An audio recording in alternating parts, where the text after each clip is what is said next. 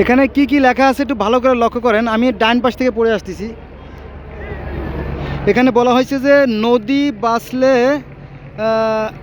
পরিবেশ বাঁচবে, দেশ বাঁচবে, জাতি বাঁচবে। একটা 2 নম্বর অর্থাৎ মাঝখানে লেখা আছে যে নদী আমাদের মা, আসুন আমাদের মাকে বাঁচিয়ে রাখি 2 নম্বরে। 3 নম্বরে লেখা আছে অস্তিত্ব রক্ষাতে আসুন আমরা নদীকে বাঁচাই। আর 3 নম্বরে লেখা আছে অবৈধ স্থাপনাদি নির্মাণের বিরুদ্ধে প্রতিরোধ গড়ে তুলি। কিন্তু এই সবগুলো লেখাই হাস্যকর। দেখেন এগুলো বিষাক্ত ও ক্ষতিকর যে ভাঙা জাহাজ, এগুলো ক্ষতিকর। তারপরে স্থাপনা দিয়ে দেখেন, স্থাপনা তো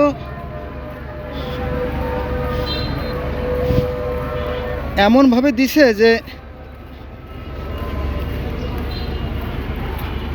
ওই যে দেখেন নদীর মাঝখান পর্যন্ত স্থাপনা দিয়ে বন্ধ করে ফেলাইছে। এই দেখেন এখানে কারো চলার কোনো সুযোগ নাই, ভয়ানক অবস্থা। দখলে আর দূষণে 6 লাভ। এগুলো কিন্তু ভাসমান, কিন্তু এগুলো হোটেল, আবাসিক হোটেল আর কি এগুলো। এই দেখেন যত নোংরা কাজ আছে না, নোংরা কাজ, বাজে কাজ যেগুলো আছে সব এখানে হয়।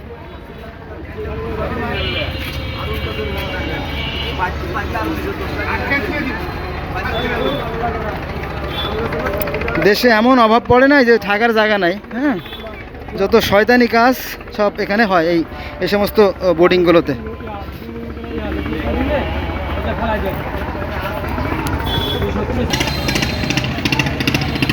এখানে লেখা আছে নদী ভরাট ও নদী তীরে অবৈধ স্থাপনাদি নির্মাণের বিরুদ্ধে প্রতিরোধ গড়ে তুলুন। কিন্তু দেখেন এই যে আমার সামনে, এই যে হাতের সামনে দেখছেন, এই যে অবৈধ স্থাপনা করে মোটামুটি আপনার নদী দখল করে ফেলাইছে। ওই যে পুরো নদী দখল, দেখেন পুরো নদী দখলে দূষণে 6 লাভ। দেখেন নদীর মাঝখান পর্যন্ত দখল করে ফেলাইছে। দেখেন এই যে ঘোলাট করে।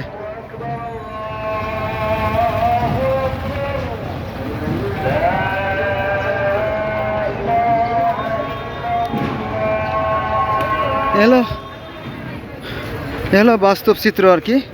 তো আমাদের দেশে আইন আছে, কিন্তু আইনের বাস্তব কোনো প্রয়োগ নাই, ফলে আমাদের দুর্ভাগ্যের অন্ত নাই। ধন্যবাদ সবাইকে।